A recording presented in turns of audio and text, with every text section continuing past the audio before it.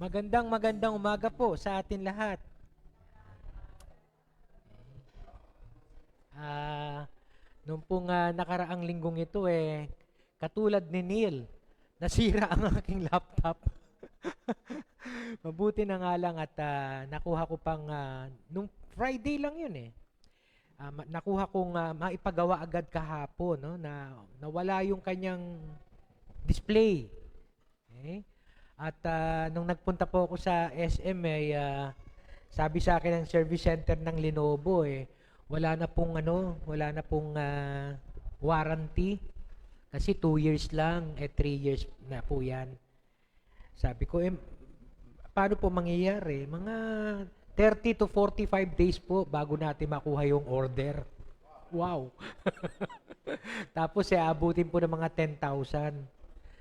Tapos sabi sa akin nung nandun sa service center, pero meron po kami mga kilalang technician dyan. Lalapit ko po kayo, balay nyo, meron silang LCD makuha agad.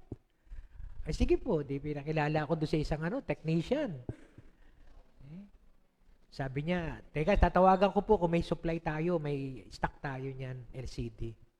Tawag siya. Ay, meron po. Order na po ba tayo? Sabi ko, magkano aabutin? Sandali. Baka wala akong pera. 5,500 po. Laki kalahati. Kaya sabi ko, sige po, orderin na natin. Kaya kahapon po, inantay ko na po. At salamat sa Panginoon. Dahil ito pong laman ng aking laptop ay halos lahat po ng lahat ng pagtuturo no ay dito po natin na ilagay. Kaya salamat sa Panginoon at na-restore ito pong ating laptop at medyo siguro kailangan turuan ko lang ang sarili ko, mga anak, na hindi na ako gagamit ng laptop yung notes na lang katulad dati. Antayabayanan nyo na lang yung aking signal.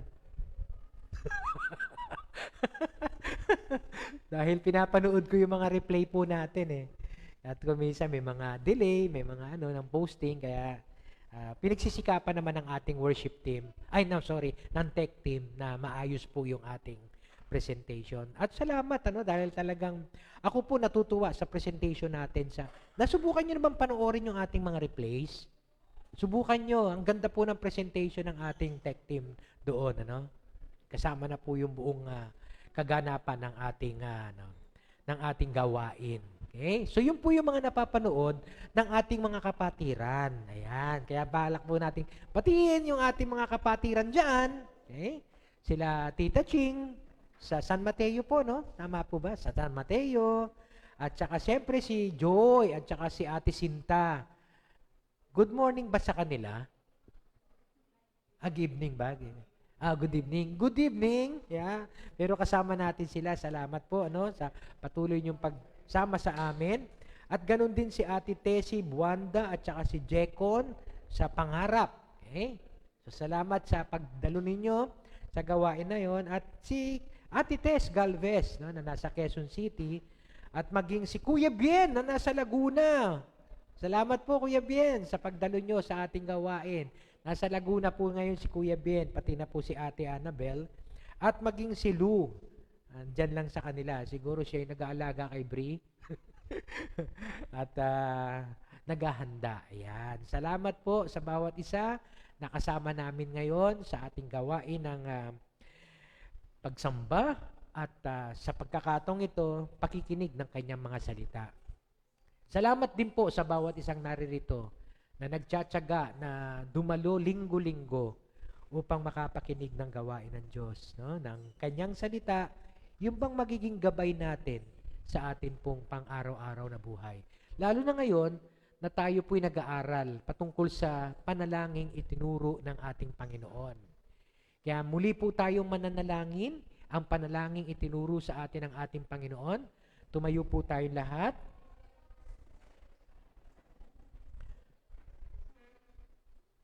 At habang idinadalangin po natin ito, damhin natin po ang presensya ng Panginoon at alalahanin na rin natin yung mga napag-aralan natin ng mga nakaraang linggo. Sige po, itaas po natin ang ating mga kapay at taimtim po tayong manalangin. Ama naming nasa langit, sambahin nawa ang iyong pangalan. Dumating nawa ang iyong kaharian.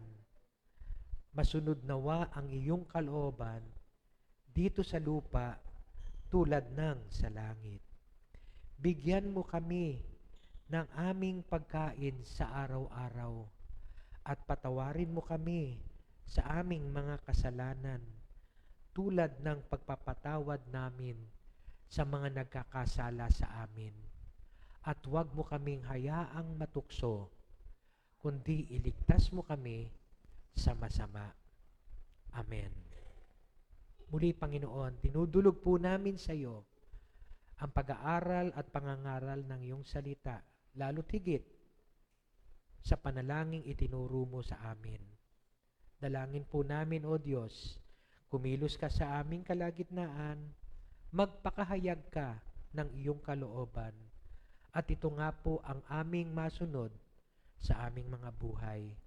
Salamat po, O Diyos, pagpalain mo po ang pangangaral at pag-aaral ng iyong salita sa umagang ito. Sa pangalan ni Jesus. Amen. Amen. Mari na po tayo makaupo. At yung pong ating mga Sunday Schoolers. Ayan. Sama na tayo kay Kuya Jason. Ayan.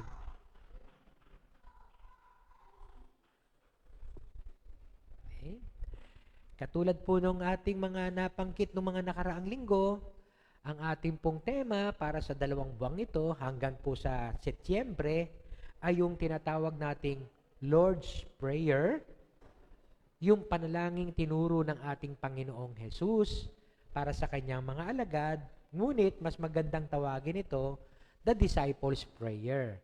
Okay? Dahil nga po tayo ang dapat nananalangin ito. Ito ang panalangin itinuro sa atin. Okay?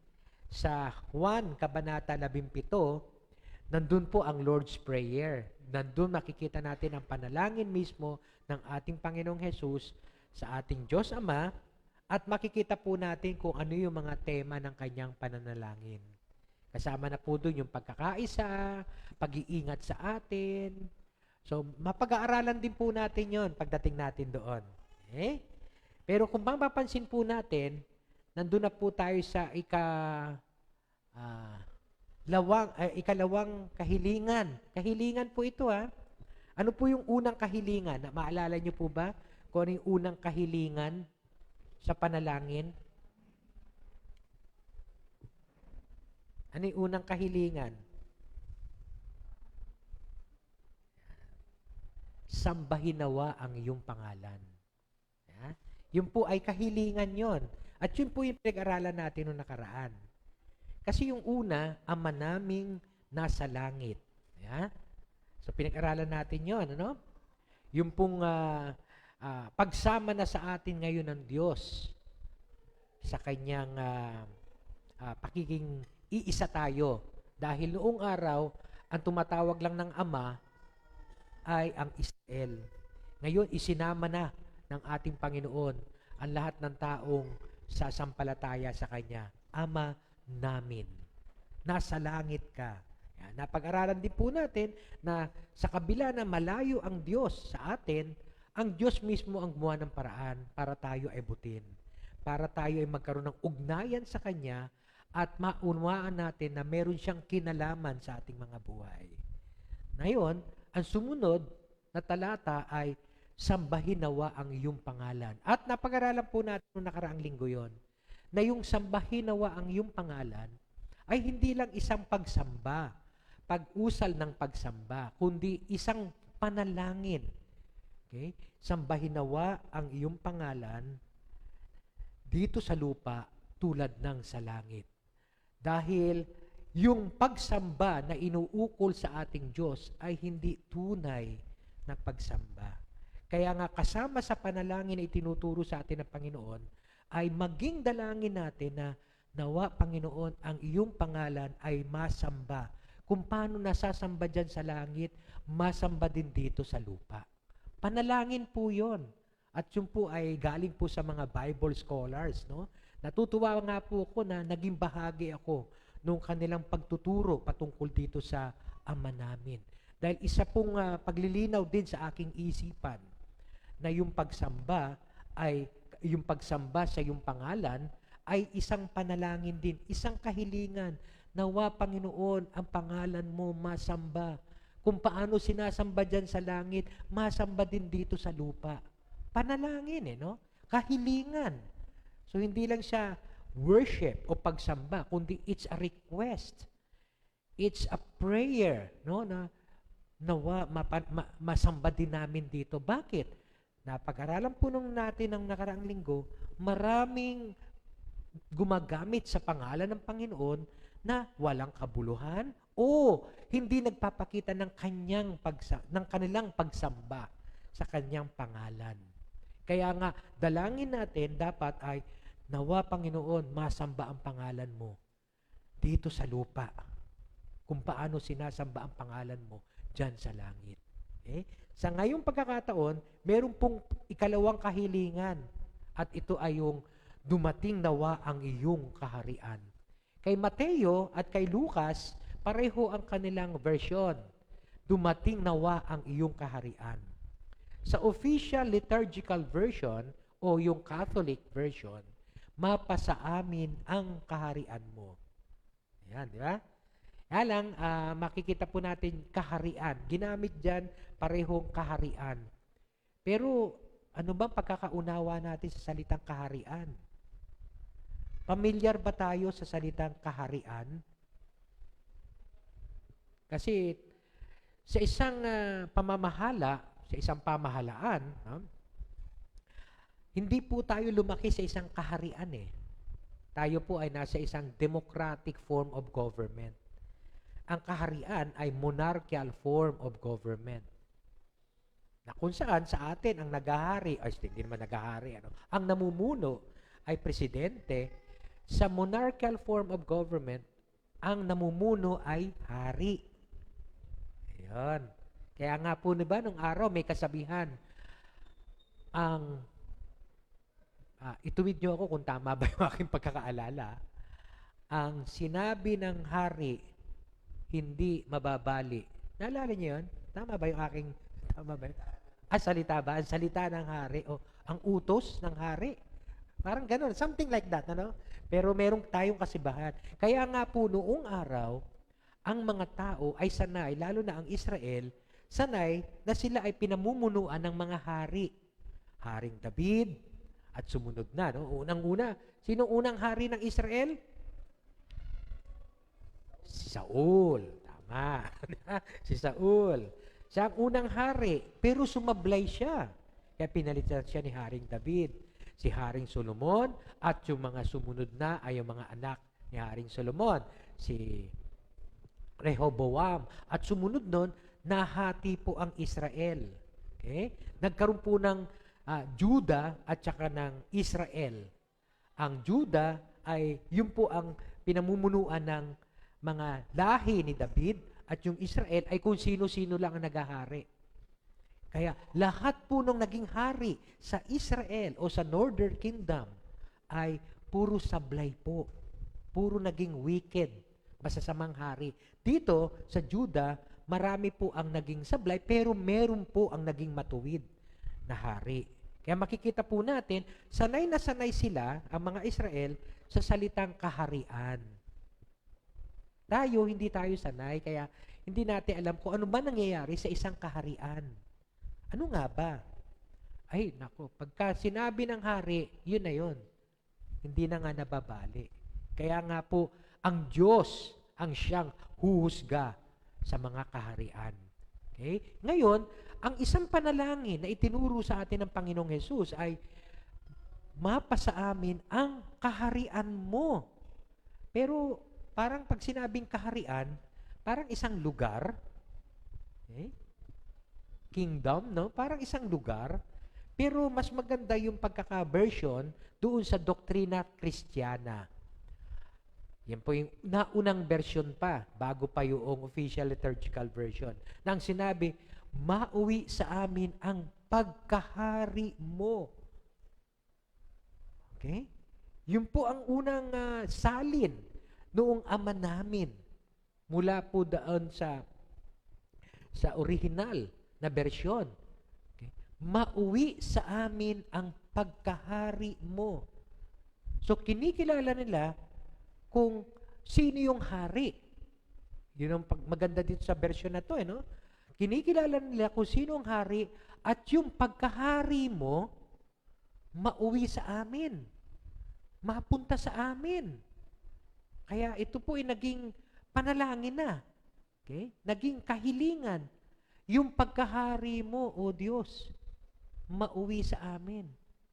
Pagka sinabing mauwi, halimbawa, tayo, halimbawa si Gerard, galing sa kanyang trabaho.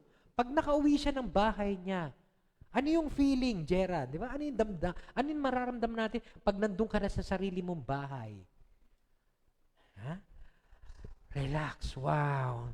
Chillax na, di ba? Parang ang sarap ng pakiramdam. Mula sa matagal na biyahe, ikaw ay nakauwi, ngayon nandun ka na sa tahanan mo, ay salamat naman. Komportable ka na, mapayapa ka na. Ang ibig sabihin nito sa doktrina Kristiyana, na ang Diyos ay hindi nasa atin. Wala sa ating mga puso't tahanan.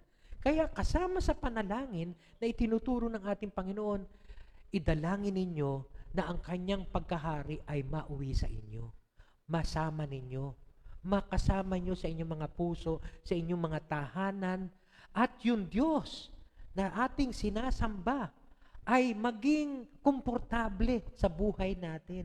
Maging chill sa ating mga tahanan. Yon. Kaya ang ganda pong, nung pinag-aralan po namin ito, doon po sa ATS, sa Asian Theological Seminary, month ago, ay sabi ko, ang ganda naman, grabe. Sabi ko, hindi ko palalampasin ito na hindi maituro sa kongregasyon, sa iglesia mismo. Kaya nga ngayon, pag nananalangin ako, natuwid na kasi, nabanggit ko na sa inyo, di ba? Ito pong disciples prayer, ito ang morning prayer ko eh. Ngayon, naituwid na rin pati yung aking pananaw. Okay? Pagharian mo ako, Panginoon. Umuwi ka sa aking buhay, Panginoon, at maghari ka. Yun na ngayon ang panalangin ko. Kaya makikita po natin na sana ito ay ma-adapt natin, maangkin natin sa ating pananalangin. Kaya nga po kung babalikan natin ng nakaraang linggo, pag sinabi pong Ama namin nasa langit ka, sambahin ang ngalan mo dito sa lupa para nan sa langit. Mapasa amin ang kaharian mo dito sa lupa para nang sa langit. At sa susunod na linggo, sundin ang loob mo dito sa lupa para nang sa langit. Okay? Kasi doon sa panalangin ay iisa lang yung dito sa lupa para nang sa langit, di ba? Pero lahat daw ito ay umaayon sa bawat kahilingan. Ang kahilingan, masamba ang ngalan mo. Ang kahilingan, mapasa amin ang kaharian mo. At ang kahilingan, masunod ang kalooban mo. Dito sa lupa, katulad nung nangyayari dyan sa langit. Sa langit, nakapangyayari ang sambahin ang pangalan niya. Sinasamba ang pangalan niya doon. Siya ay naghahari doon. Nasusunod ang kanyang kalooban doon. Dito sa lupa, hindi. Kaya nga po, ang tinurong panalangin sa atin ng Panginoon, ipanalangin ninyo na yung tunay na pagsamba sa ngalan niya ay mangyari din dito sa lupa. Ipanalangin ninyo na ang kanyang paghahari ay mangyari din dito sa lupa. Ipanalangin ninyo na ang kanyang kalooban ay masunod din dito sa lupa. Wow, nung narinig ko po ito, ay naku Panginoon, salamat sa panibagong discovery ng iyong mga salita. Okay? So, sabi po ni N.T. Wright, isang theologian din at saka isang professor, it is the story, yung Ama namin, it is the story of God's kingdom being launched on earth as in heaven. Okay? God's kingdom is in heaven. But then, doon po sa pananalangin na itinuro ng ating Panginoon, ito nawa ay mangyari din dito sa lupa. Generating a new state of affairs in which the power of evil has been decisively defeated. Nararanasan ba natin dito ngayon yon? Hindi pa di ba? Hindi naman natin maranasan no? Na yung kapangyarihan ng masama ay natalo na, nalupig na. Hindi. Hanggang ngayon, nararanasan pa rin yung power of evil. Pero, dun po sa panalangin, ang panalangin ay yung kapangyarihan ng masama, ng kasamaan, ay lubusan ng malupig. Kasama yun sa panalangin. Hindi ba napakagandang gawing panalangin talaga? Nawa, Panginoon, ang kasamaang nangyayari dito po sa aming subdivision, sa pangarap, sa Muntalban, at kung saan-saan pa, yung mga masasamang nangyayari, nawa ay malupig. Di ba magandang panalangin yun? Kaya kasama yun sa panalangin na itinuro ng ating Panginoon. Mauwi nawa, Panginoon, ang kaharian mo dito sa amin. Maghari ka, Panginoon, sa Ciudad Real. Maghari ka, Panginoon, sa pangarap. Maghari ka sa bawat puso. Maghari ka kung sino man ang kilala natin na nangangailangan ng kanyang kaharian, ng kanyang paghahari. Pwede natin ngayon ipanalangin. So, hindi lang siya pagsamba pala, yung mapa sa amin ang kaharian mo, kundi masasama natin to as bahagi ng ating panalangin. Panginoon, maghari ka kay. Ayan, kayo na po magdugtong. Yan, sa mga tagapangarap, di ba? Paghari ka, Panginoon, kay. Iyon, para maging maayos din po ang aming buhay, ang aming pong nararanasan dito. Yan. Maghari ka po sa aming presidente, sa aming vice-presidente, sa aming senador. Kasama sa panalangin yon. Mapasa amin ang kaharian mo. Okay? Sabi ng ni N.T. Wright, the new creation, yung mga bagong nilalang, has now been decisively launched, and the followers of Jesus has now been commissioned and equipped to put that victory and that inaugurated new world into practice. At sino? Paano mangyayari itong paghahari ng Diyos sa atin dito sa lupa? Sa pamamagitan po ng mga masunuring alagad ng ating Panginoon. Paano nga mangyayari ang Panginoon dito sa lupang ito? Sa pamamagitan po ng bawat isa sa atin na supposedly pinaghaharian ng Diyos. Dahil tinanggap natin si Jesus, nasa ating mga puso siya, pag pinaghaharian niya tayo, yung ating mga kinikilos, yung ating sinasabi, yung ating iniisip, ay pinaghaharian niya. Kaya naman, kung tayo'y nasa isang opisina, na korap, ayun, tayo ang magsisilbing ilaw at asin. Kasama yun di ba? Sa itinuro ng ating Panginoon. Dahil pinaghaharian ka ngayon, yan. At kung meron kang ilang makakasama doon na makakakilala din sa Panginoon at sila paghaharian din ng Diyos, baka dong opisinang yon ay mawala na ang kasamaan, kundi ang maghari na ngayon ay ang katuwiran. Kaya kasama po sa panalangin ito. At siyempre, siguro alam na po natin yung sagot sa tanong na, sino ang hari? At nasaan ang kanyang kaharian? Yun ang magandang ang pangalawang tanong ang mas maganda pong sagutin. Nasaan ang kanyang kaharian? Kasi yung sino ang hari, madali pong sagutin yan. Sabi po sa Mateo, Kabanata 2, Talatang 2, nagtatanong-tanong sila, yung mga matatalino, no? Yung paham, yung mga wise men, okay? Nagtatanong-tanong sila, nasaan ang ipinanganak na hari ng mga Hudyo? Yan, di ba? Hari ng mga Hudyo. Nakita namin sa silangan ng kanyang bituin, kaya't naparito kami upang siya'y sambahin. So, kilala nila kung sino yung hari na yon. Si Jesus. Kaya pagdating sa Juan, Kabanata 1, Talata 49, ito'y binanggit din ni Bartolomeo or ni Nathaniel. Si Nathaniel po at si Bartolome, iisa lang po yun sa Bible. Parang halimbawa, si Neil, minsan tinatawag nating Neil, minsan tinatawag nating Henry. Pero isa lang yon. Si Bartolome at Nathaniel, isa lang po yun. So sabi ni Nathaniel o ni Bartholomew, Rabbi, kayo nga po ang anak ng Diyos. Kayo nga ang hari ng Israel. So mapapansin po natin na kinikilala si Jesus bilang hari ng mga Hudyo, ng Israel. Paano yung hindi Israelites? Paano yung mga hindi Hudyo? Kikilalanin din ba siya na hari? Ayan. Yun pong isang tanong. Sa atin po, sino ang hari? Sa kanila, identified nila yon. Si Jesus ang hari. Okay? Pagdating dito sa atin, sino? Kaya nga po makikita natin sa Mateo Kabanata 4, talatang 23, okay?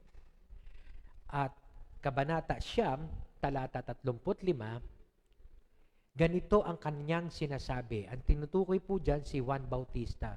Magsisi kayo at talikuran ninyo ang inyong mga kasalanan sapagkat malapit nang dumating ang kaharian ng langit. Okay? Malapit nang dumating ang kaharian ng langit. Pagpasok ni Jesus, ito si John the Baptist, no? Si Juan Bautista. Pagpasok ni Jesus sa Mateo Kabanata 4, talatang 17, magmula noon, si Jesus naman ang nangaral. Itinuturo niyang magsisi kayo at talikuran ang inyong mga kasalanan sapagkat malapit nang dumating ang kaharian ng langit. Napansin niyo kung ano tinuturo ni Juan Bautista at ang tinuturo ni Jesus? Napansin niyo kung ano yung tinuturo nila? Parehong-pareho. Parehong-pareho, no? Magsisi kayo, talikuran ninyo ang inyong mga kasalanan, talikuran ninyo ang mga kasalanan, sapagkat malapit nang dumating ang kaharian ng langit, ang kaharian ng langit. So makikita po natin, pagpasok ng ating Panginoong Jesus, na siyang kinikilalang hari ng mga Hudyo at ng mga Israelita, ng buong Israel, sila ay kasama si Juan Bautista ay may ipinapangaral ang kaharian ng langit. Kung si Jesus ngayon ang hari, ipinapangaral niya ngayon kaharian ng langit. Kung tayo po ay mga Hudyo at Israelita ng mga panahon na yon, at makikita po natin itong si Juan Bautista at saka si Jesus na nangangaral patungkol sa kaharian ng langit, magre-react tayo eh. Bakit? Teka sandali. Ang kaharian ng langit ay na kay Israel. Nasa atin. Bakit? Ang Diyos ang ating hari. Sino ngayon sinasabi niyong hari ngayon dyan? Nakaharian ng langit. Kaya medyo marami po ang kumokontra sa ating Panginoong Hesus nung araw.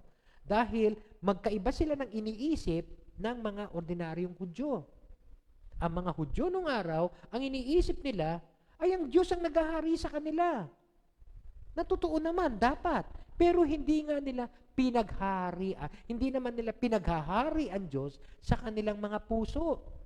Kinikilala nila hari ang Diyos. Pero hindi nila kinikilala na ang haring ito ang dapat naghahari sa kanilang mga puso. Kaya yun po ang ipinapangaral ni Juan Bautista at maging ni Jesus. Kaharian ng langit. Okay?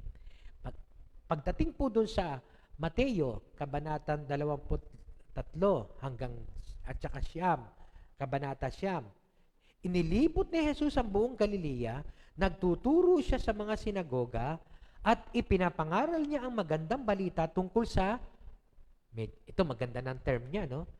Paghahari ng Diyos. Kasi kung minsan, pag sinabing kaharian, parang isang lugar. Okay? Pero yung kaharian ng langit o kaharian ng Diyos is equivalent to paghahari ng Diyos. Kaya ang pinakamaganda nitong talata o term ay paghahari ng Diyos. Naalala niyo yung sa Mateo Kabanata 6, talata 33. Ngayon ko po lang naalala, no? Diba? Sa English, ganito sabi, seek ye first the kingdom of God. Hanapin mo ang kaharian ng Diyos at ang kanyang katuwiran. At ang lahat ng ito ay idaragdag sa iyo. Tama? Kung babasahin niyo po yung yung talatang yon, hanapin mo ang kaharian ng Diyos. Anong iisipin niyo doon? Nasaan ang kaharian ng Diyos? Saan ko hahanapin? Tama po ba? Pag sinabi sa atin yung talatang yon, hanapin mo ang kaharian ng Diyos at ang kanyang katuwiran. At ang lahat ng ito, yung sinasabing lahat ng ito, lahat ng iyong pangangailangan, pinansyal, damit, material, bahay, pagkain, ang lahat ng ito, idaragdag sa iyo. So para hindi ka magkaproblema sa pang-araw-araw mong buhay, hanapin mo ang kaharian ng Diyos.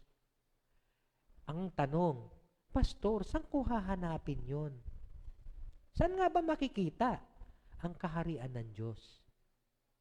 Kaya nagkaroon po ng magandang version doon.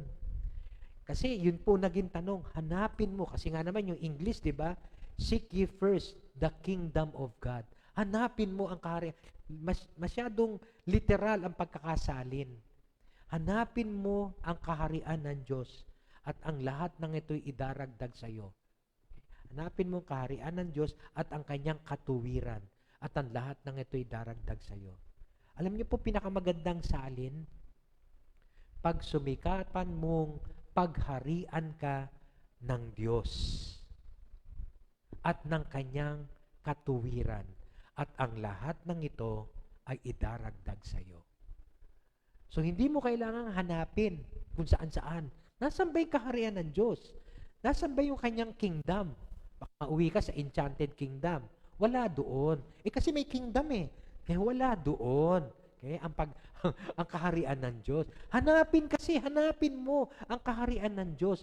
Saan mo hahanapin? Kaya nga po maganda yung sinabi ng Panginoon dyan tungkol sa paghahari ng Diyos. Kaya kung magandang salin noon, ganito, pag sumikapan mong pagharian ka ng Diyos at ng kanyang katuwiran at ang lahat ng iyong pangangailangan, idaragdag sa iyo. Okay? Kaya nga po, nandun sa paghahari ng Diyos. Okay? Kaya nga po, maganda na yung binanggit ng ating Panginoon nung una, sa Mateo Kabanata 4, yung binasa natin kanina, talata 17, nagsimula na siyang mangaral, magsisi kayo at talikuran nyo yung mga kasalanan ninyo sapagkat malapit nang dumating ang kaharian ng langit. Pagdating sa sa talata 23, yun na, ipinapangaral na niya ang paghahari ng Diyos. Hindi lang yung kaharian, kundi yung paghahari mismo ng Diyos sa mga buhay ng tao. Mga kapatid, kung nais natin na wala tayong problemahin sa pang-araw-araw natin, yun po binanggit ng Panginoon sa Mateo 6 na kabanata. Pag sumikapan mong pagharian ka ng Diyos at ng kanyang katuwiran at ang lahat ng ito idaragdag sa iyo. Okay? Kaya nga po maganda, pinalitan na ng Panginoon, paghahari na ng Diyos ang kanyang tinutukoy dito. Pagharian nawa tayo ng Diyos. Kaya nga kasama sa panalangin yon, mauwi nawa ang pagkahari mo dito sa lupa, dito sa amin, tulad ng nangyayari dyan sa langit. Mauwi nawa ang pagkahari mo. Kasi maraming kumikilala na siya'y hari, pero ayaw naman nilang pahintulutan ang Diyos na pagharian sila sa kanilang mga buhay. Kaya nga, kung papansin ninyo, pagdating po ng Mateo Kabanata 13, ang dami pong talinghaga ang binanggit ni Jesus patungkol sa paghahari ng Diyos. Napakarami pong talata patungkol sa paghahari ng Diyos o ng kanyang kaharian. Yung tinatawag po nating mga parables or talinghaga. Okay? At marami pa po yan, pero Dito lang po tayo mag-focus sa Matthew chapter 13. Dito lang po tayo mag-focus. Inisa-isa ko lang po ito, no? Pero tingnan niyo po ha, sabi po sa Mateo Kabanata 13, unang talata hanggang 9, at saka 18 hanggang 23, ito po'y talinghaga patungkol sa maghahasik.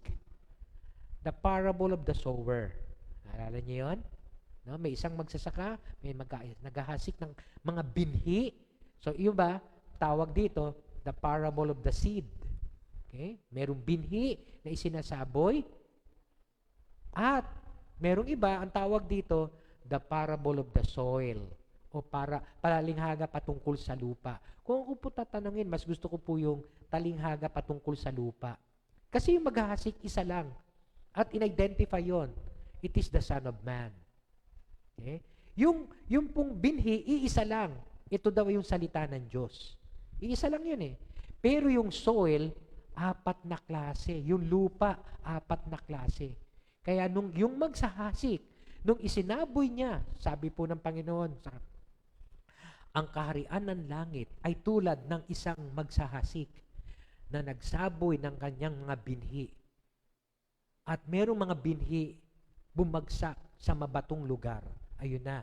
May 4 na klase ng lupa. Kaya kung ako po tatanungin, mas gusto kong tawagin nito na parable of the soil. Okay? Bakit? Iba-iba kasi yung lupa na binagsakan ng binhi. Iisa lang yung maghahasik, iisa lang yung seed, isa lang yung binhi. Pero yung lupa, iba-iba. May lupa daw na mabato. Tinanggap agad yung salita ng Diyos, pero dumating daw ang ibon, tinuka ito at tinanggal sa kanya. Ganun din daw, pagka pinapangaral ang salita ng Diyos, ang kaharian niya sa ating lahat, meron daw ilan sa atin, matigas ang puso. Hinahayaan ang dyablo na nakawin yung itinanim ng Diyos sa atin. Yun ang talinghaga eh. Okay? Ang talinghaga yun ay patungkol sa paghahari ng Diyos, sa kaharian ng langit. May mga binhi daw na bumagsak sa mga dawagan. Okay? Sa mga damuhan. Okay? Na noong tama. Na noong na mababaw lang daw ang kanyang ugat, kaya nung sumikat ang araw, natuyot, namatay. Okay? So again, yun daw, paghahari ng Diyos, ibinabalita sa lahat. Pero ang problema, yung nakikinig, yung puso, hindi tumatagal. Okay? Meron naman daw, napunta sa, ano yung thorns and thistles. Ha?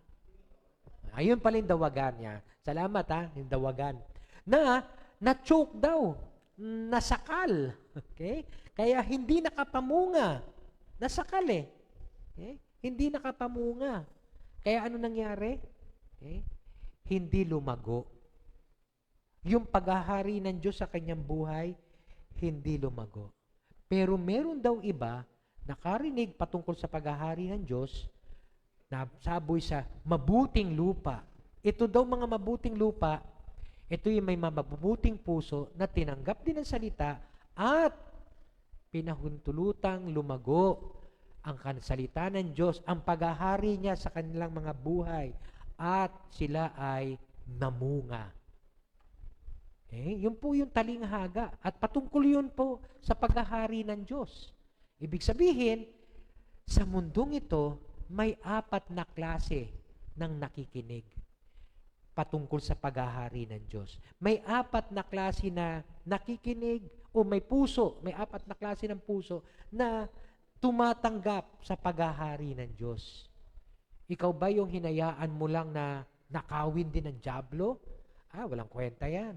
Ikaw ba yung natuyot dahil napunta sa tigang na lupa, yung isa pala sa kalsada, tapos yung isa sa matigas na lupa, sa tigang na lupa, na dahil nag-init, ay natuyo, at hindi nabuhay?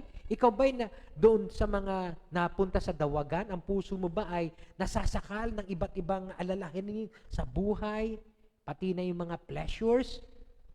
Kaya hindi na lumago, hindi na namunga, o ang puso mo ay tumanggap sa paghahari ng Diyos tulad ng isang mabuting lupa na namunga at lumago. Okay? Kaya po sa kaharian ng langit, o sa paghahari ng Diyos, na isinasaboy sa ating lahat, ipinapangaral sa ating lahat, 4 na klase po ng puso ang nandito ngayon. Sana lahat po tayo nandun sa ika-4. No, yung mabuting lupa na palalaguin natin itong mabuting balita o paghahari ng Diyos sa ating mga puso. Ngunit, kung titingnan po natin, itinuloy pa ng ating Panginoon sa Mateo Kabanata 13, mula talata 24 hanggang 30, meron siyang kwento din dyan, isang talinghaga, patungkol din sa paghahari ng Diyos. Lahat po ito patungkol sa paghahari ng Diyos. Ang sabi, meron daw isang mayamang lalaki nagtanim ng mga trigo, pero merong isang kaaway. Nung gabi, nagtanim ng mga damo. At sabay tumubo itong dalawa. So sabi nung isang alipin niya, tatanggalin ko po ba yung mga damo? Wag. Sabi nung may-ari, hayaan mong tumubo sila ng sabay at pagdating ng anihan, okay, lahat yan sabay-sabay nating aanihin, ang mga trigo itatabi natin para sa ating barn, okay, sa ating kamalig, at yung mga damo itatabi din natin para sunugin. Kaya nga ang talinghagang yon, patungkol sa paghahari ng Diyos, may dalawang uri ng tao sa mundong ito. Yung mabubuti at yung masasama. Mga damo at mga trigo. Hindi po natin maaari na patayin ang lahat ng masasama. Diba? Merong iba, ganun ang gustong mangyari. Patayin lahat ng masasama. Para tayong mga mabubuti lang ang mabuhay. Pag pinatay mo yung masasama, masama ka na rin. Pinatay mo diba? Masama ka na rin nun. Diba? So, hindi mo pwedeng patayin. Hayaan mong sabay kayong tumubo. Ayan. Sabay kayong tumubo. Ayan. Pagdating ng araw, paghihiwalayin yan ng ating Diyos. So, hayaan natin ang Diyos ang humusga. Hindi natin pwedeng awayin sila. Okay? Dahil mauunawaan natin, ay kasabay sila sa paglago, sa buhay na to. Pero, pwede nating idalangin, Panginoon, kung paano nauwi ang paghahari mo sa akin, dalangin ko po, mahuwi din ang paghahari mo sa Kanya. Yun. Madalangin ko po, mauwi din ang pagkahari mo sa Kanya. Yan. Ibahagi natin ang paghahari ng Diyos sa kanila. Sabay po yan. At meron pa po, doon po sa talatang 31 at saka talata 33, patungkol po sa buto ng mustasa at saka sa pampaalsa. Iisa lang po ang ibig sabihin nung talinghaga na yon, yung dalawang talinghaga na yon. Ito ay patungkol sa impluensya ng kaharian ng Diyos. Na kahit na magsimula ka sa napakaliit na bunga o butil, mayroon kang maiimpluwensyahan At ganun din ang pampaalsa. Okay? Kakapiranggut lang yan, pero pag nilagyan mo ng pampaalsa yan, lalaki yan. Ganun din daw ang paghahari ng Diyos. Okay? Kung tayo'y pinaghaharian ng Diyos, sa ating mga opisina, sa ating mga eskwelahan, sa ating mga komunidad, at ibabahagi natin itong paghahari ng Diyos sa ibang tao, may posibilidad po na maimpluwensyahan natin sila. Kaysa tayo ang maimpluwensyahan nila. Alam niyo po, naalala ko, meron po akong, dating, siyempre, nag-uopisina ako dati. Hindi po maalis na pagka anibersaryo po ng opisina namin, na malaya kami na gawin ko anong gusto namin gawin. So, yung iba, kasi anniversary lang eh, no? Parang program. Pagkatapos, kainan dyan, kainan doon. Pero hindi po maalis na may nagiinuman. Okay? Nagiinuman. Sa bawat department na punta mo, may nagiinuman. Okay? So, one time, nandun ako, sabi sa akin, Vic, lika, inom ka naman. Sabi ko, pasensya na kayo, pero talaga, hindi na ako nainom ngayon eh. Biglang sigaw yung isa doon. Born again na kasi yan. Yan, yan. Hallelujah. Naalala niyo yun? Yung binanggit ko dati, patungkol dun sa sambahin nawa ang ngalan mo. Yung ngalan ay ginagamit sa walang kabuluhan. Okay? So, nangiti lang ako. Pero yung isa doon, talagang natingin ng matagal sa akin. Sabi ko, oh, sir, bakit naman? Mas mataas ang posisyon sa akin nun. Manager na yun eh. Ako eh, section chief lang noon. Sir, bakit naman? Kasi tagal niya tumitig sa akin eh. Wala lang, sabi niya gano'n. Naisip ko lang, pagka na born again ba, automatic hindi na mainom? Sabi ko, hindi naman siguro sir. Hindi ko po alam sa iba, pero yun po'y karanasan ko. Personal ko lang po na conviction sir. Pero hindi ko po akalain na yung pag-uusap namin yon ay magkaroon ng impact sa kanya. Kasi noong siya ay nawala na sa pagiging manager. Okay? At nauuso-uso na yung mga Facebook, may Facebook naman, hindi ko maalala kung may Facebook. Wala pa yata, wala pang Facebook noon. Ha? Friendster yan, mga ganon. Friendster yan. Parang ganon. Kinontak niya ako at ang sabi niya sa akin, Vic, nagba-Bible study ka ba? Sabi ko, yes sir. Pwede bang puntahan mo ako sa bahay ko at mag-Bible study ka dito? Gulat ako no? Simple lang no? Meron pong impluwensya ang paghahari ng Diyos sa ating mga buhay. Nakaka-impluwensya po yun sa ibang tao, hindi lang po natin napapansin. Kaya maging maingat po tayo sa ating mga kilos, sa ating mga sinasabi, pagka makaharap natin ang mga di mananampalataya. Okay? Hindi ko po akalain yon. Nung nagsimula akong bumisita ng bahay nila, nagsimula na kami mag-Bible study, one-on-one. At wala po akong inaasahan na tatanggapin. Pero every time na bumibisita ako sa kanya, lagi siyang nag-aabot. Pamasahe man lang daw. Pamasahe. Okay? So, sa akin, malaking bagay na yun. Biro nyo pupuntahan ko pa yun sa Espanya. Hindi po sa Spain, sa Espanya lang. Dito may malayo yun. Dito na sa may malapit sa UST. Pupuntahan ko pa yun mula Bulacan na wala naman akong inaasahan na tatanggapin. Pero siyempre, binigyan tayo ng Diyos ng ganong klaseng paglilingkod.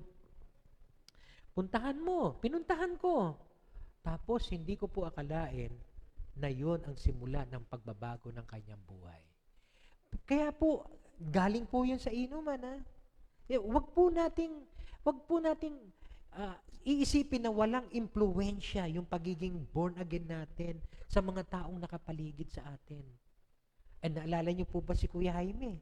Naalala ko nung araw kasi dati yung mga anak niya ay umattend ng ating DBBS at pagkatapos nakumbida natin siya sa ating graduation. Tapos pagpupunta na kami kay Kuya Bien ng gabi na Bible study ng mga tatay, nakikita ko yun. So may waiting shed. May kainuman. Sasabihin ko, Kuya Jaime, Bible study tayo. Opo, pastor, susunod po ako. Hindi naman sumusunod. Pero gabi-gabi po yun. Pag nadaan ako, Kuya Jaime, Bible study po tayo. Opo, pastor, sunod po ako. Hindi naman nasunod Pero one time, nung sinabihan ko na, Kuya Jaime, Bible study po kung pwede kayo. Opo, sunod ako. Dumating kila Kuya Bien. Dumating. Amoy chiko, siyempre. Sabi ko, Kuya Bien, baka may kape tayo dyan. Ay, opo, timpla si Kuya Bien ng kape. Kape kami lahat, mga tatay na nandun. Pero simula yun ng pagbabago ng kanyang buhay. May impluwensya po ang paghahari ng Diyos. Kasama po yun. Idalangin natin, Panginoon, pagharian mo ko, pagharian mo rin ang mga nakapaligid sa akin. Simula noon, okay, nagsimula na siya mag-Bible study at nung sinabi niya papunta na siya ng Canada, sabi ko, naku, di ba magandang balita po yan. Ay gusto ko po, Pastor, mabautismuhan muna ako bago ako pumunta ng Canada. Pwede naman po kayo doon na magpabautismo sa Canada. Kasi meron yung misis niya nandoon at doon na po kayo magpabautismo. Ay hindi po, gusto ko po sa inyo magpabautismo. So kami lang po, si Kuya Bien, ako, at saka si Gail. Si Gail pa yung may hawak ng youth noon, no? Doon kami sa may wala si Kuya Bien, hindi ko maalala yung sa may Lagro na swimmingan doon. Sa Sacred Heart, oo. Yun. Doon kami. Sabi ko lang doon sa pwede bang dito lang kami sa isang gilid? Kasi officially, kailangan magbayad ka, no? Pero hindi ko kami magsiswimming, magbabautismo lang kami. Pwede po ba? O sige po, bilisan nyo lang po kasi baka makaabala kayo sa mga sa mga magsiswimming. Sige. Binautismo. Si Kuya Bien, si Gil, at saka ako, at saka si Kuya Jaime. Kaming apat lang. After that, na kami. Balik na kami. Okay? May impluensya po ang kaharian o paghahari ng Diyos. Huwag po kayong magsawa sa pagiging isang magandang patutuo, pag-iimbita, pagangaral o pagbabahagi ng salita ng Diyos sa mga tao. Meron po tayong mahihikayat. Okay? Meron pong impluensya ang kaharian ng langit. Ngunit, hindi lang po dyan nagtatapos yan. Okay? Meron din pong itinuloy na kwento o talinghaga ang ating Panginoon patungkol po sa natatagong kayamanan at saka perlas na napakahalaga. At doon po, binabahagi ng Panginoon na napakahalaga ng kaharian ng langit. Na pagka nakita mo yung nakatagong kayamanan, pagka nakita mo yung perlas na napakahalaga, okay, ipagpapalit mo lahat ng ibang ari-arian mo o kung anong meron ka, makamtan mo lang yon. Ganun po ang pagkaka-describe ni Jesus tungkol doon sa kaharian ng langit. Ipagpapalit mo talaga ang lahat Sumunod ka lang sa Kanya makuha mo lang itong perlas na napakahalaga. Itong kayamanang nakatago. Kaya nga po, sa bawat isa na pinaghaharian na ng langit, the rest, okay, ay hindi, mahalaga pa rin, pero para sa kanila, ito na yung pinakamahalaga. Pagharian mo kami, Panginoon. Hindi na mahalaga sa kanila yung masyado yung kakainin sa araw-araw, kundi ang napakahalaga yung pagharian mo ako, Panginoon. Napakahalaga. Yun po ang talinghaga patungkol doon sa perlas na mahalaga at saka yung pearl of great price at saka yung pong hidden treasure. Okay? Yung natatagong kayamanan. Pero pagdating po ng katapusan ng kwento ng ating Panginoon, ikinuwento din po niya yung talinghaga tungkol sa lambat. Na kung saan, sa Kabanata 13, talata 47, 47, hanggang 50, okay, ay nagkwento siya patungkol sa lambat. Na maraming isda ang nahuli at yung mga nahuling isda, yung mabubuting isda, hihiwalay. At yung mga pangit na isda, itatapon lang. Andun po ang paghuhukom. Kaya nga po, itong lahat ng ito, nagaganap po sa mundong ito. Yung paghahari ng Diyos, yung kaharian niya, hindi po lahat nakararanas nito. Kaya nga po, kinakailangan na meron tayong taglay na pagkahari ng Diyos sa ating mga puso, maibahagi din natin sa iba. Dahil kung hindi, darating ang araw, paghihiwalay ng Diyos ang mga taong kanyang pinaghaharian na makakasama niya sa kanyang kaharian at yung mga taong hindi nagpapahari sa kanya at sila ay sa dagat-dagatang apoy. Kasama po yan. Kaya wag po tayo magsawa. Okay? Na tayo ay maging bahagi nitong kanyang misyon na ipalaganap ang kanyang kaharian. Magsisimula sa ating panalangin. So babalikan po natin, no? Maliwanag na siguro sa atin ngayon yung sagot na sino ang hari at ano yung ipinapangaral niyang kaharian, ang paghahari ng Diyos. Ngunit, sasagutin pa rin natin yung tanong na nasaan ang kanyang kaharian. Dahil meron pong binanggit sa Juan, Kabanata 18, sumagot si Jesus nung siya ay tinatanong. Sumagot siya, ang kaharian ko'y hindi sa sanlibutan ito.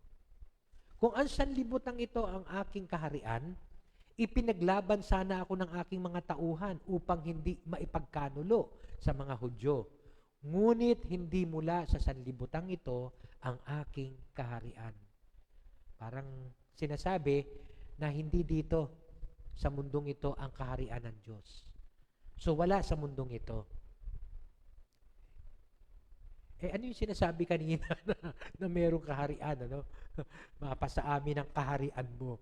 Okay, parang nandun sa langit, mapunta dito sa lupa. Kaya parang nakakalitong isipin na wala pala dito sa lupa.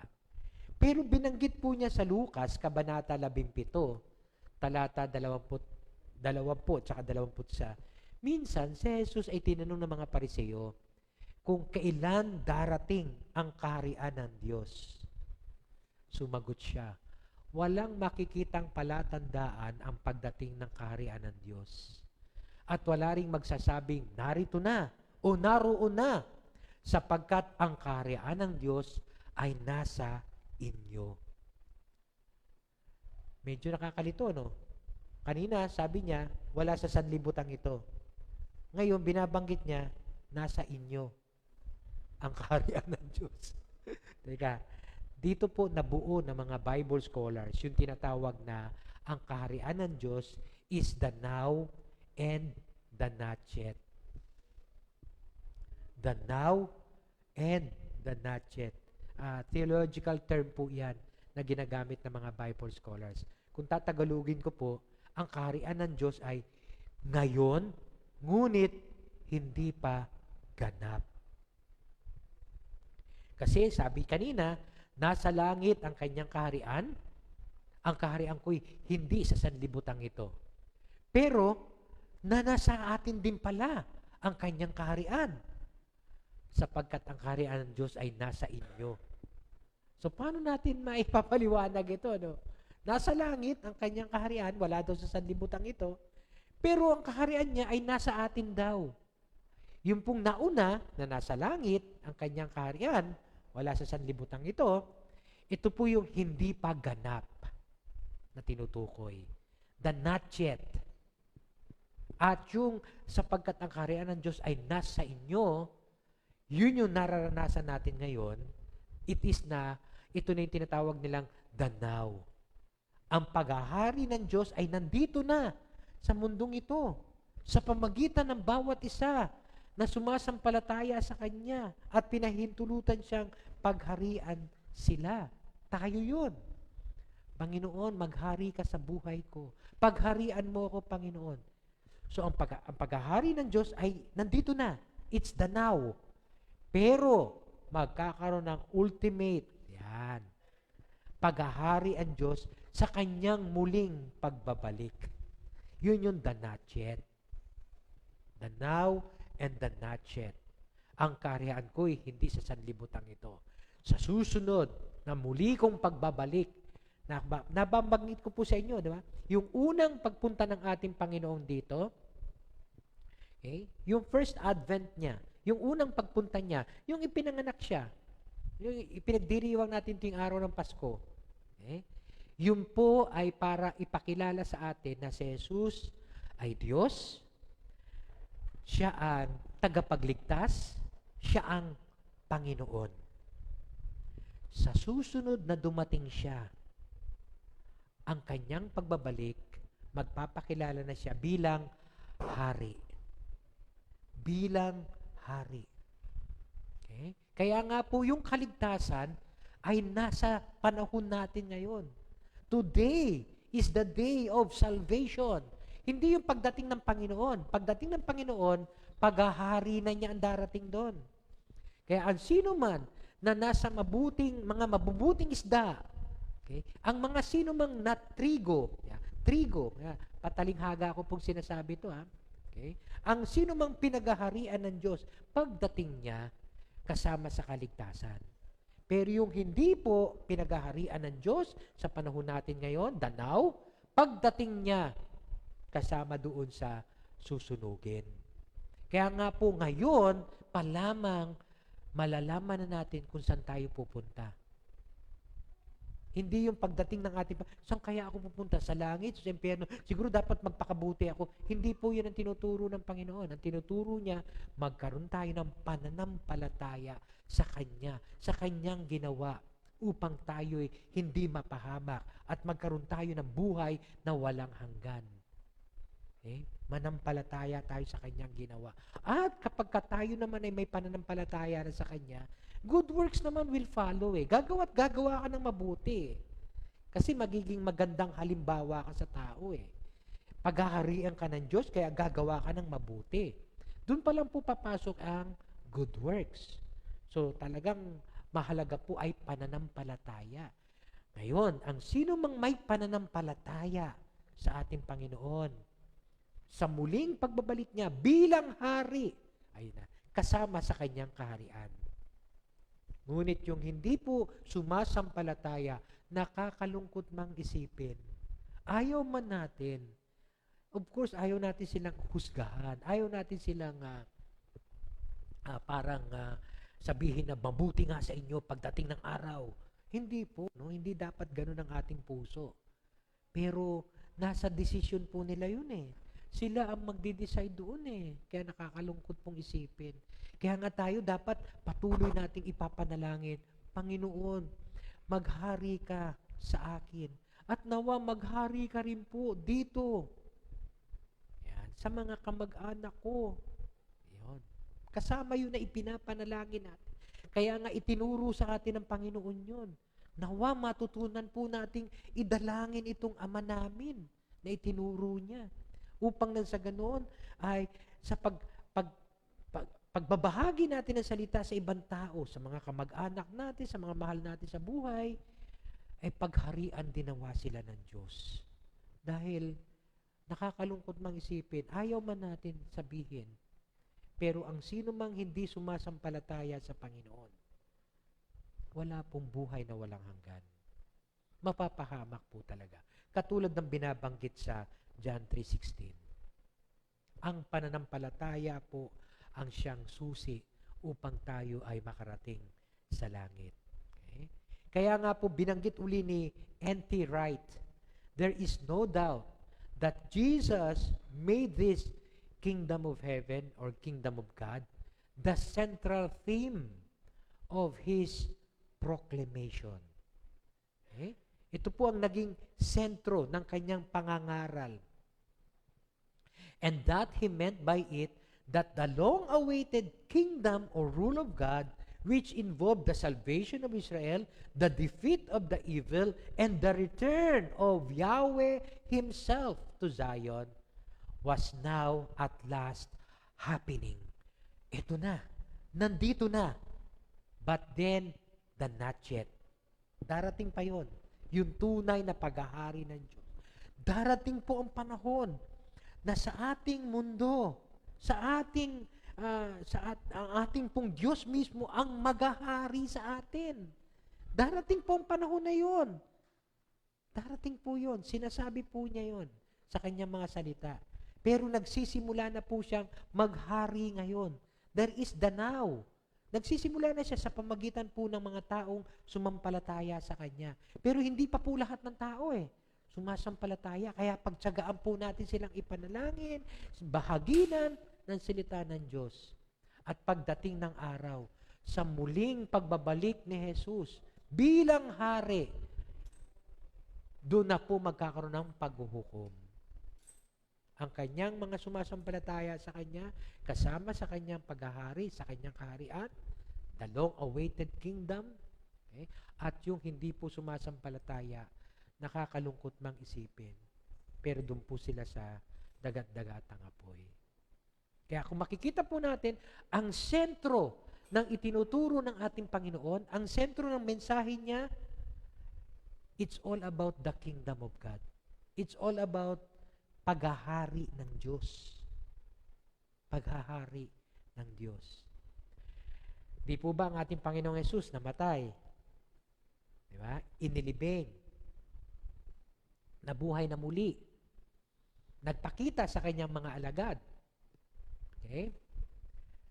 Ng 40 days. Of the 48, umakyat sa langit. Di ba?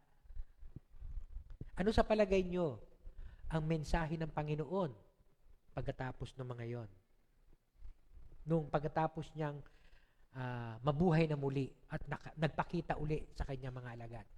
Ano sa palagay nyo ang mensahe na niya? Diba? Resurrection, di ba? Nabuhay na akong muli. Kaya ipangaral nyo yung pagkabuhay kong muli. Alam niyo po, binanggit po ni Lucas sa mga gawa, kabanata 1, talatang 3. Sa loob ng 40 araw, 40 days, nung nabuhay si Jesus, pagkatapos ng kanyang pagkamatay, nagpakita siya sa kanila, sa kanyang mga alagad, at sa pamagitan ng maraming katibayan, ay pinatunayan niyang siya'y buhay.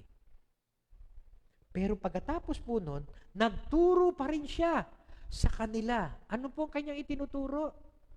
Patungkol sa paghahari pa rin ng Diyos. It's all about the kingdom of God. Kung ano man ang itinuturo natin ngayon, dapat patungkol sa paghahari ng Diyos. Panginoon, mapasa amin ang kaharian mo. Mauwi nawa ang pagkahari mo sa amin. Ito'y kasama nating ituturo. Pagharian tayo ng Diyos. Ipanalangin natin, Panginoon, pagharian mo po ako sa araw na to. Matanghal ka. Makita ng ibang tao na ikaw ang naghahari sa akin. Pagharian mo po ako, Panginoon. Si Jesus, matapos nang mamatay at mabuhay na muli, ang kanyang itinuturo pa rin, paghahari ng Diyos. Kaya nga po doon ko po nabanggit na ang lahat ng katuruan, lahat ng himala, next slide please, at lahat ng mga gawa ng ating Panginoong Hesus ay umaayon sa paghahari niya sa mundong ito. Laban sa kasamaan, sa puwersa ng kaaway, at maging kamatayan. Kung mapapansin niyo po, lahat ng katuruan ni Jesus patungkol sa paghahari niya. Lahat ng kanyang himala, yung pagkabuhay na muli ng mga tao, ni Lazaro, di ba? At yung mga himala na pagaling ang pandinig, ang kanilang paningin, nakalakad ang mga lumpo, yun po ay patungkol sa paghahari niya. Kasi gawa ng kaaway eh. Okay? Maging kamatayan. Pinakita niya na kayang papagtagumpayan ng kamatayan. Si Lazaro mismo, binuhay niyang muli. Kasama yon sa kanyang pagpapakita, katibayan na siya ang maghahari at walang puwersa ng kaaway ang pwedeng manaig sa kanyang paghahari. Pagdating ng ating Panginoon, ganun na po magiging kalagayan ng bawat isang sumasampalataya. Wala na po tayong magiging kasakitan noon. Naku, sinasabi ko sa inyo. Yung mga hypertension natin dyan, naku, yung mga sciatica natin dyan, yung vertigo natin dyan, wala na po yan lahat pagdating ng ating Panginoon. Sa kanyang paghahari, yung lubusang paghahari, ganun po ang mangyayari. Kaya nga po, ito'y pasimula ng kanyang paghahari, katulad ng binanggit kanina ni N.T. Wright, no? The long-awaited kingdom or rule of God is now at last happening. Nagsisimula na eh. The now and the not yet. Yun po ang patungkol sa kaharian ng langit. Sa tungkol sa paghahari ng Diyos. Nagsisimula na maghari ang Diyos dito sa pamamagitan ng bawat isang sumasampalataya sa Kanya. Pero hindi pa po lahat.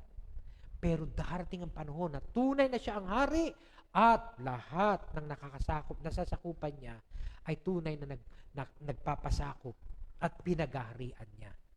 Wala na yung iba. Nakakalungkot mang isipin. Pero kailangan po natin sila isama din.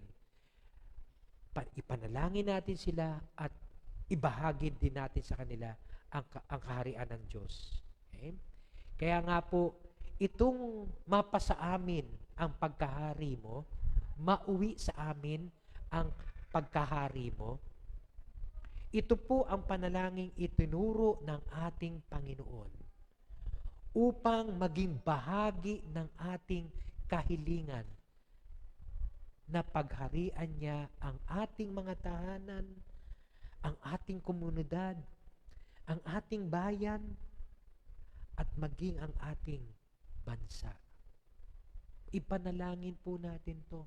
Panginoon, maghari ka sa aking puso.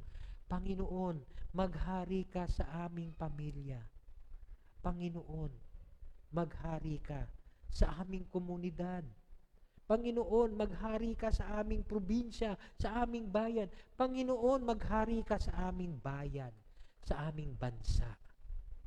Kaya nga po yung mapa sa amin ang pagkahari mo, ito po'y bahagi ng kahilingan na dapat nating idulog sa ating Diyos. Kung paano na siya ang naghahari sa langit, idalangin natin na siya rin ang maghari dito sa lupa.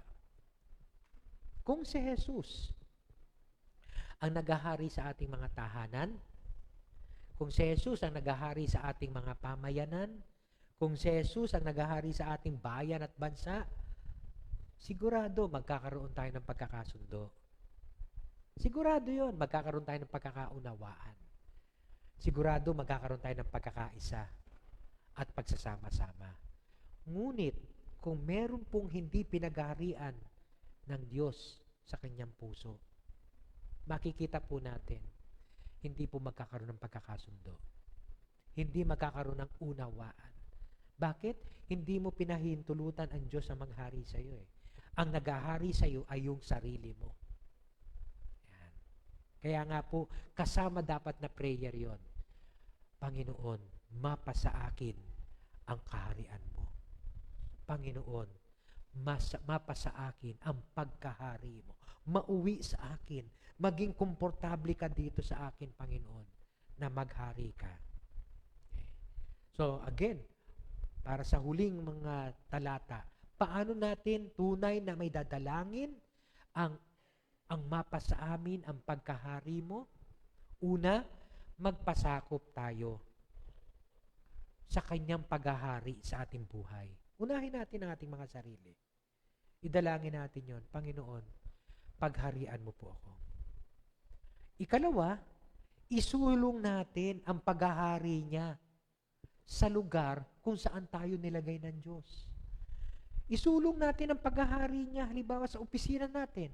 Kung sa opisina natin may nakikita tayong korupsyon, may nakikita tayong mga pandaraya, abay teka, hindi patungkol sa paghahari ng Diyos yan.